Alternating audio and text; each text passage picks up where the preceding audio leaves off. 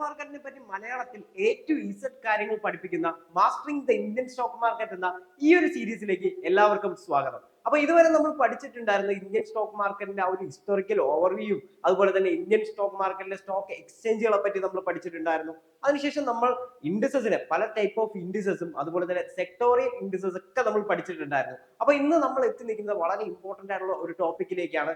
അപ്പോൾ നമ്മൾ ഇതിനകത്ത് ഇന്നത്തെ ഈ ഒരു ടോപ്പിക്കിൽ കവർ ചെയ്യാനായിട്ട് പോകുന്നത് സ്റ്റോക്ക് മാർക്കറ്റ് പാർട്ടിസിപ്പൻസ് ആരൊക്കെയാണ്, ആരാണ് സെബി, ആരൊക്കെയാണ് ഇന്ത്യൻ സ്റ്റോക്ക് മാർക്കറ്റിലെ പാർട്ടിസിപ്പൻസ്, അതിൽ ഫോറിൻ ഇൻസ്റ്റിറ്റ്യൂഷണൽ ഇൻവെസ്റ്റേഴ്സ് ഉണ്ട്, ഡൊമസ്റ്റിക് ഇൻസ്റ്റിറ്റ്യൂഷണൽ ഇൻവെസ്റ്റേഴ്സ് ഉണ്ട്. ഇതുപോലുള്ള ഒരുപാട് കാര്യങ്ങൾ ഇൻഡെപ്ത് ആയിട്ട് കവർ ചെയ്ത് പോകുന്ന ഒരു എപ്പിസോഡായിരിക്കും ഇത്. ഓക്കെ, അപ്പോൾ എന്റെ പേര് സൂര്യൻ, founder of southern stock academy. നമുക്ക് നേരെ വീഡിയോയിലേക്ക് കിടക്കാം. അപ്പൊ നമുക്ക് നേരെ ഇന്ത്യൻ സ്റ്റോക്ക് മാർക്കറ്റ് പാർട്ടിസിപ്പൻസ് ആരൊക്കെയാണെന്ന് നോക്കാം. അതിനകത്ത് ആദ്യം വരുന്നത് ആരായിരിക്കും?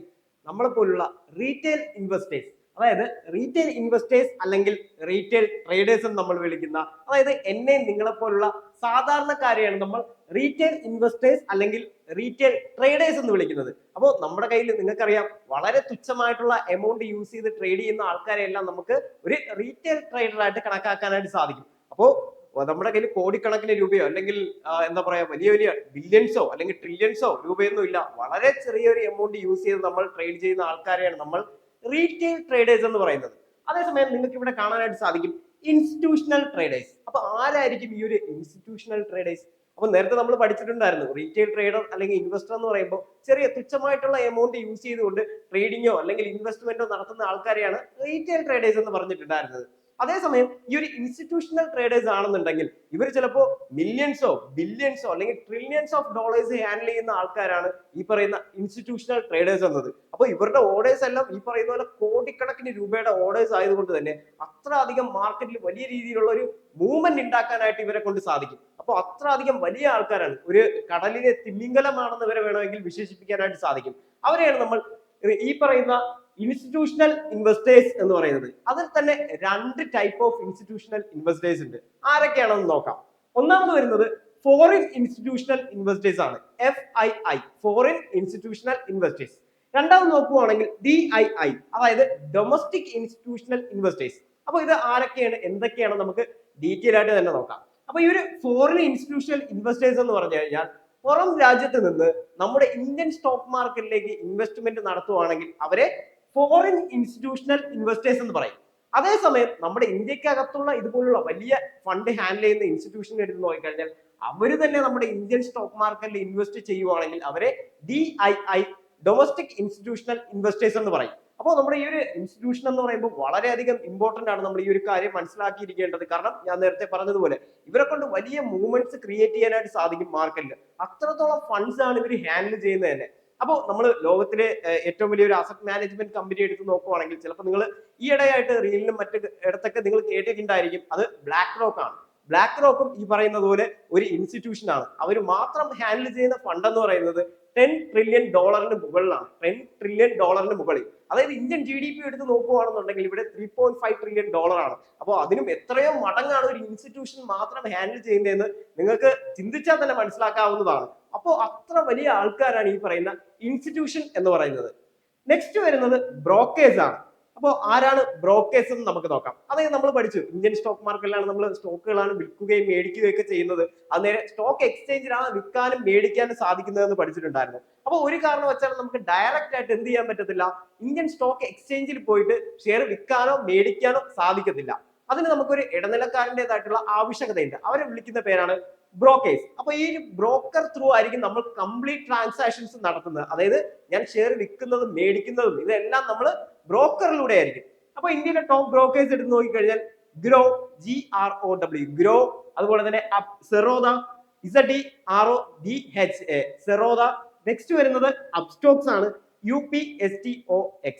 അപ്പോൾ അപ്സ്റ്റോക്സും വരുന്നുണ്ട്, സെറോദയും വരുന്നുണ്ട്, ഗ്രോയും വരുന്നുണ്ട്. ഇവരൊക്കെയാണ് ഇന്ത്യയിലെ ടോപ്പ് സ്റ്റോക്ക് ബ്രോക്കേഴ്സ് എന്ന് പറയുന്നത്. അപ്പോൾ നിങ്ങൾക്ക് ഏതിൽ വേണോ, നമ്മുടെ ഈ കാണിക്കുന്ന ഏതൊരു ബ്രോക്കറിൽ വേണം നിങ്ങൾക്ക് അക്കൗണ്ട് എടുക്കാവുന്നതാണ്. ഓക്കെ, നമ്മൾ പേഴ്സണലി ഒരു ബ്രോക്കേഴ്സിനെയും പ്രൊമോട്ട് ചെയ്യുന്നില്ല. നിങ്ങൾക്ക് ഓൾറെഡി ഒരു ബ്രോക്കർ ഉള്ള ആൾക്കാരാണെങ്കിൽ നിങ്ങൾക്ക് ആ ഒരു ബ്രോക്കർ തന്നെ യൂസ് ചെയ്ത് മുന്നോട്ട് പോകാനായിട്ട് സാധിക്കും. ഓക്കെ, അപ്പോൾ ഈ ഒരു ബ്രോക്കർ ത്രൂ മാത്രമേ നമുക്ക് ഒരു സ്റ്റോക്ക് മേടിക്കാനും അതുപോലെ തന്നെ വിൽക്കാനും ഒക്കെ സാധിക്കത്തുള്ളൂ. ഓക്കെ, അപ്പൊ ബ്രോക്കേഴ്സ് എന്താണെന്ന് നിങ്ങൾക്ക് മനസ്സിലായിട്ടുണ്ട്. നെക്സ്റ്റ് വരുന്നത് സ്റ്റോക്ക് എക്സ്ചേഞ്ച് ആണ്. അപ്പൊ നമ്മൾ പഠിച്ചു രണ്ട് സ്റ്റോക്ക് എക്സ്ചേഞ്ച് ആണ് നമ്മുടെ ഇന്ത്യയിലുള്ളത്. മെയിൻലി വരുന്നത് NSE BSE, നാഷണൽ സ്റ്റോക്ക് എക്സ്ചേഞ്ചും അതുപോലെ തന്നെ ബോംബെ സ്റ്റോക്ക് എക്സ്ചേഞ്ചും. അപ്പൊ രണ്ട് സ്റ്റോക്ക് എക്സ്ചേഞ്ചിലാണ് ഈ പറയുന്ന കമ്പനീസ് ഷെയറുകൾ ലിസ്റ്റ് ചെയ്യുന്നത്. അവിടെ നിന്നാണ് നമുക്ക് മേടിക്കാനും വിൽക്കാനും സാധിക്കുന്നത്. ആര് ത്രൂ? ബ്രോക്കേഴ്സ് ത്രൂ ആണ് നമ്മൾ ഈ സ്റ്റോക്ക് എക്സ്ചേഞ്ചിൽ നിന്നും ഷെയറുകൾ വിൽക്കുകയും വാങ്ങുകയും ഒക്കെ ചെയ്യുന്നത്. അപ്പൊ ഇത് നിങ്ങൾക്ക് ക്ലിയർ ആയില്ലേ? അപ്പൊ നമുക്ക് ഇനി നാലാമത്തെ സ്റ്റോക്ക് മാർക്കറ്റ് പാർട്ടിസിപ്പന്റ് ആരാണെന്ന് നോക്കാം. അതാണ് ഡെപ്പോസിറ്ററീസ്. അപ്പൊ ആരാണ് ഈ ഒരു ഡെപ്പോസിറ്ററി എന്ന് നമുക്ക് നോക്കാം. അതായത് നമുക്ക് നമ്മുടെ കയ്യിൽ ഇപ്പൊ പണം ഉണ്ടെങ്കിൽ നമ്മൾ അത് എവിടെയായിരിക്കും സൂക്ഷിക്കുന്നത്? നമ്മുടെ വാലറ്റിൽ, അതായത് നമ്മുടെ പേഴ്സിലൊക്കെ നമ്മൾ സൂക്ഷിക്കാറുണ്ട്, അല്ലെങ്കിൽ നമ്മുടെ ബാങ്ക് അക്കൗണ്ടിൽ നമ്മൾ അത് കീപ്പ് ചെയ്യാറുണ്ട്. അതേസമയം നമ്മൾ ഷെയർ മേടിച്ചു കഴിഞ്ഞാൽ, അതായത് ഒരു കമ്പനിയുടെ ഷെയർ മേടിച്ചു കഴിഞ്ഞാൽ അത് സൂക്ഷിച്ച് വെക്കേണ്ടതായിട്ടുണ്ട്. അത് നമ്മൾ ബ്രോക്കർ ത്രൂ ആണ് മേടിക്കുന്നതെന്ന് നമ്മൾ പഠിച്ചിട്ടുണ്ടായിരുന്നു. അപ്പൊ ബ്രോക്കർ ത്രൂ മേടിച്ചാലും അത് സൂക്ഷിച്ച് വെക്കാൻ ഒരു സ്ഥലത്തിന്റെ ആവശ്യകതയുണ്ട്. അപ്പോൾ നമ്മൾ മേടിക്കുന്ന ഓരോ ഷെയറും പോകുന്നത് ഈ പറയുന്ന ഡെപ്പോസിറ്ററീസിലേക്കായിരിക്കും. അപ്പൊ ഇന്ത്യയിലെ പ്രധാനപ്പെട്ട രണ്ട് ഡെപ്പോസിറ്ററീസ് ഏതൊക്കെയാണെന്ന് നോക്കാം. NSDL, നാഷണൽ സെക്യൂരിറ്റീസ് ഡെപ്പോസിറ്ററി ലിമിറ്റഡും രണ്ടാമത് വരുന്നത് CDSL, സെൻട്രൽ ഡെപ്പോസിറ്ററി സർവീസ് ലിമിറ്റഡും. അപ്പോൾ നമ്മൾ മേടിക്കുന്ന ഓരോ ഷെയർസും ഇത് നേരെ വരുന്നത് എവിടെയായിരിക്കും? നേരെ ഈ പറയുന്ന ഡെപ്പോസിറ്ററീസിലേക്കാണ് പോകുന്നത്. ഇതുകൊണ്ട് തന്നെ നമ്മളിപ്പോ ഒരുപാട് ആൾക്കാർക്ക് ചിലപ്പോൾ പേടി ഉണ്ടായിരിക്കും, ഈ ഒരു ബ്രോക്കർ വഴി നമ്മൾ മേടിച്ചു കഴിഞ്ഞാൽ ഈ ബ്രോക്കർ എങ്ങാനും പൂട്ടിപ്പോയാലോ, അങ്ങനെയുള്ള ചിന്തയൊക്കെ ഉള്ളവരുണ്ട്. അപ്പോൾ നിങ്ങൾ ഒരു കാരണവശാലും പേടിക്കേണ്ട ആവശ്യമില്ല. കാരണം നമ്മൾ മേടിക്കുന്ന ഓരോ ഷെയർസും പോകുന്നത് ഈ പറയുന്ന സെൻട്രൽ ഡെപ്പോസിറ്ററീസിലേക്കാണ്. അതുകൊണ്ട് തന്നെ വേറെ പ്രശ്നങ്ങളൊന്നും ഇതിനകത്ത് വരാനായിട്ടില്ല. അപ്പൊ നമുക്ക് നേരെ നെക്സ്റ്റ് നോക്കാം. അവിടെ വരുന്നത് റെഗുലേറ്റേഴ്സ് ആണ്. ആരൊക്കെയാണ് ഈ പറയുന്ന നമ്മുടെ ഇന്ത്യൻ സ്റ്റോക്ക് മാർക്കറ്റിനെ റെഗുലേറ്റ് ചെയ്യുന്ന എൻറ്റിറ്റി ഏതാണെന്ന് നോക്കാം. SEBI, securities and exchange board of India. അപ്പോൾ നേരത്തെ നമ്മൾ പറഞ്ഞില്ലേ, എന്തെങ്കിലും തട്ടിപ്പോ അല്ലെങ്കിൽ മറ്റു കാരണം കൊണ്ട് നമ്മുടെ സ്റ്റോക്ക് മാർക്കറ്റിൽ നിന്ന് പണം നഷ്ടപ്പെട്ടു പോകുമോ എന്ന് ഒരുപാട് ആൾക്കാർക്ക് പേടിയുണ്ട്. എന്നാൽ നിങ്ങൾ ഒരു കാരണവശാലും പേടിക്കണ്ട.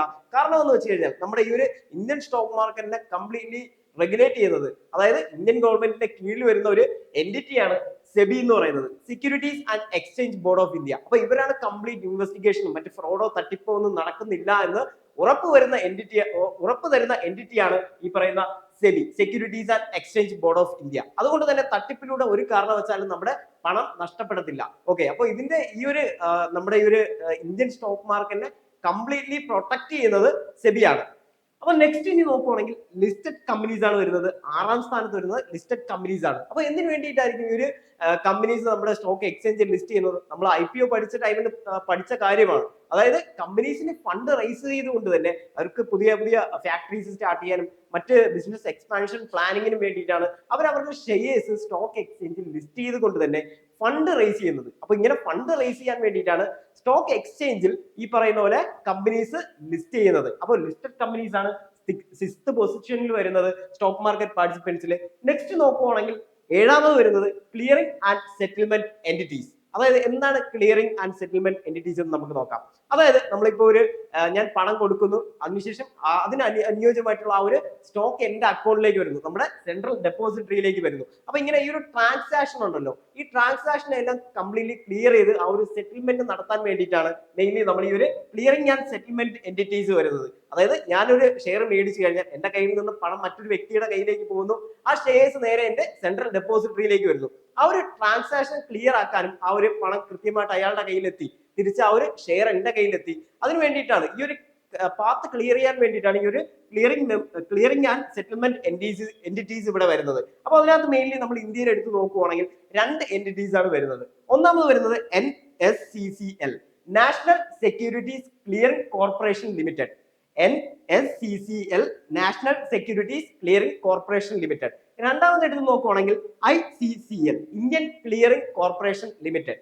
ICCL, Indian clearing corporation limited. അപ്പൊ ഈ രണ്ട് എൻറ്റിറ്റീസ് ആണ് കംപ്ലീറ്റ്ലി ഒരു ട്രാൻസാക്ഷൻ എല്ലാം സെറ്റിൽമെന്റും മറ്റു കാര്യങ്ങളും എല്ലാം ചെയ്യുന്നത്. അപ്പൊ നമ്മളിപ്പോ ഏഴ് സ്റ്റോക്ക് മാർക്കറ്റ് പാർട്ടിസിപ്പൻസിനെ പറ്റിയാണ് നമ്മൾ ഈ ഒരു സെഷനിൽ ഇവിടെ പഠിച്ചിട്ടുണ്ടായിരുന്നത്. അപ്പോൾ വളരെ ഇമ്പോർട്ടന്റ് ആയിട്ടുള്ള ഒരു ടോപ്പിക്കാണ്. അപ്പോൾ നമ്മൾ ഫോറിൻ ഇൻസ്റ്റിറ്റ്യൂഷനും അതുപോലെ തന്നെ ഡൊമസ്റ്റിക് ഇൻസ്റ്റിറ്റ്യൂഷൻ, FII, DII ഇതുപോലുള്ള എല്ലാ കാര്യങ്ങളും ഇൻഡെപ്ത് ആയിട്ട് തന്നെ കവർ ചെയ്ത് പോയിട്ടുണ്ട്. അപ്പൊ നമ്മൾ നേരത്തെ ഇപ്പൊ പഠിച്ചതിൽ തന്നെ പഠിച്ചിട്ടുണ്ടായിരുന്നു, നമുക്കൊരു ബ്രോക്കർ വേണം. ബ്രോക്കറുടെ സഹായത്തോടു കൂടിയാണ് നമ്മൾ സ്റ്റോക്ക് വിൽക്കുകയും വാങ്ങുകയും ഒക്കെ ചെയ്യുന്നത് നമ്മൾ ഇവിടെ പഠിച്ചിട്ടുണ്ടായിരുന്നു. അപ്പൊ നെക്സ്റ്റ് എപ്പിസോഡിൽ നമ്മൾ നോക്കാനായിട്ട് പോകുന്നത് എങ്ങനെയാണ് ഒരു സ്റ്റോക്ക് ബ്രോക്കർ ഓപ്പൺ ചെയ്യേണ്ടതെന്നാണ്. അപ്പൊ എങ്ങനെ നമുക്കൊരു അക്കൗണ്ട് ഓപ്പൺ ചെയ്യാം, അതായത് ഒരു ഡിമാറ്റ് അക്കൗണ്ട് എങ്ങനെ നമുക്ക് ഓപ്പൺ ചെയ്യാമെന്നാണ് നെക്സ്റ്റ് എപ്പിസോഡിൽ നമ്മൾ ഈ നോക്കാനായിട്ട് പോകുന്നത്. നമ്മൾ ഗ്രോയും അതുപോലെ തന്നെ അപ്സ്റ്റോക്സും സെറോദയും എല്ലാ ബ്രോക്കേഴ്സിന്റെയും അക്കൗണ്ട് ഓപ്പൺ ചെയ്യുന്നത് ലൈവായിട്ട് തന്നെ നിങ്ങൾക്ക് കാണിച്ചു തരുന്നതായിരിക്കും. അപ്പോൾ എല്ലാവരും ഡിമാറ്റ് അക്കൗണ്ട് എല്ലാം ഓപ്പൺ ചെയ്ത് റെഡി ആയിരിക്കുക. നമ്മളിനി ഇൻഡെപ്ത് ആയിട്ട്